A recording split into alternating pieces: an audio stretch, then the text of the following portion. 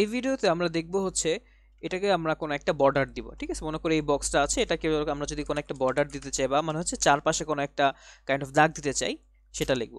তো এটা কি হইতে পারে, মনে করো ফার্স্টে যেটা থাকবে এটা হচ্ছে এটা কতটুকু মোটা হবে। ঠিক আছে, মনে করো এটা 2 পিক্সেল দিলাম, তার মানে এটা হচ্ছে 2 পিক্সেল মোটা হবে। ওকে, তারপরে যে জিনিসটা লিখবো এটা হচ্ছে এটা লাইক কিরকম হবে, এটা কি সলিড হবে নাকি, আচ্ছা আগে সলিডটা দেখাই, তারপর আছে ড্যাশ নামে একটা জিনিস আছে।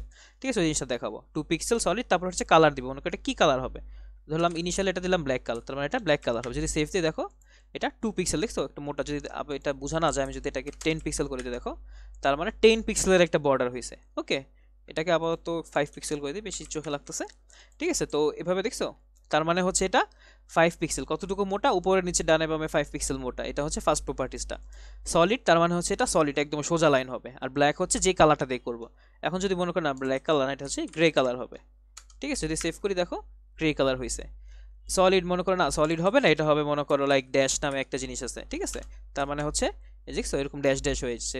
5 পিক্সেল, তো জিনিসটা ওরকম বোঝা যাচ্ছে না। আমি যদি 1 পিক্সেল বা 2 পিক্সেল দিয়ে দেখাই, 2 পিক্সেল তো অনেক ছোটো দেখাচ্ছে। যাই হোক, মানে এটা হচ্ছে ডট ডট, মানে ড্যাশ ড্যাশ দিয়ে যাচ্ছে। আরেকটা জিনিস আছে, ওটা হচ্ছে ডটেড, তার মানে হচ্ছে ডট ডট দিয়ে যাবে। ওকে, ডটেড, এই যে চলে আসছে।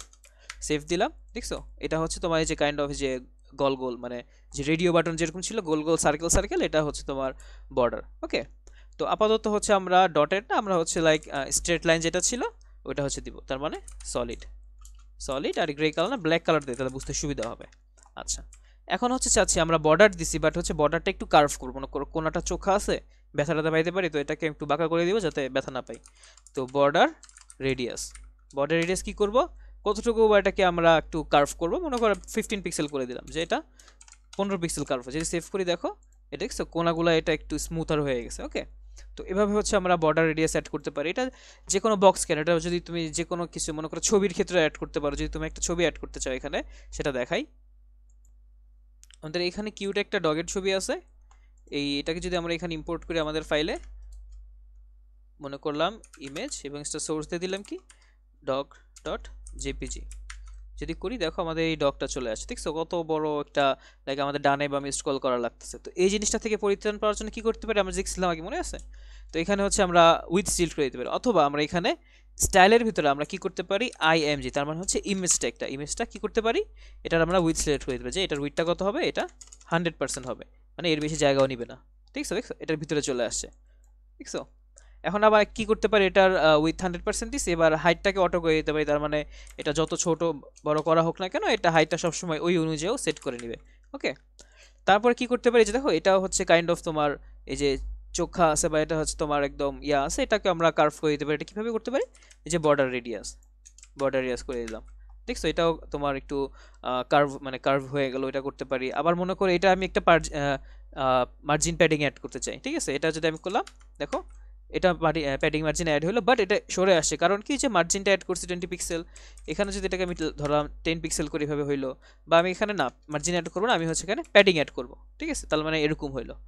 ঠিক আছে, বা তুমি চাচ্ছ হচ্ছে এখানে আহ, অন্য কিছু অ্যাড করতে। তো আমি যেটা বলতে চাচ্ছিলাম তোমাকে সেটা হচ্ছে, এখানে তুমি ধরো যদি কোনো কিছু তুমি লাইক এক জিনিসই দুই জায়গায় করা লাগে, তখন তুমি কি করতে পারো, ওই জিনিসটাকে পাশাপাশি কমা দিয়ে করতে পারো। ওকে, তো সেই জিনিসটা আমরা দেখবো।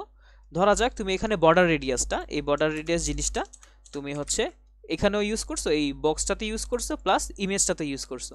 তো কি করতে পারো, তুমি হচ্ছে মনে করো এই বক্স, যদি আমরা দেখাই, মনে করো এই বক্স আর এটাকে কমা দিয়ে কি করতে পারি, আইএমজি, তার মানে ইমেজ, এই দুইটার ক্ষেত্রে আমরা কি করতে পারি, এই যে বর্ডার রেডিয়াসটা এটা হচ্ছে দিয়ে দিলাম, যে এটা বর্ডার রেডিয়াস 15 পিক্সেল, আর এখান থেকে ডিলিট করে দিই।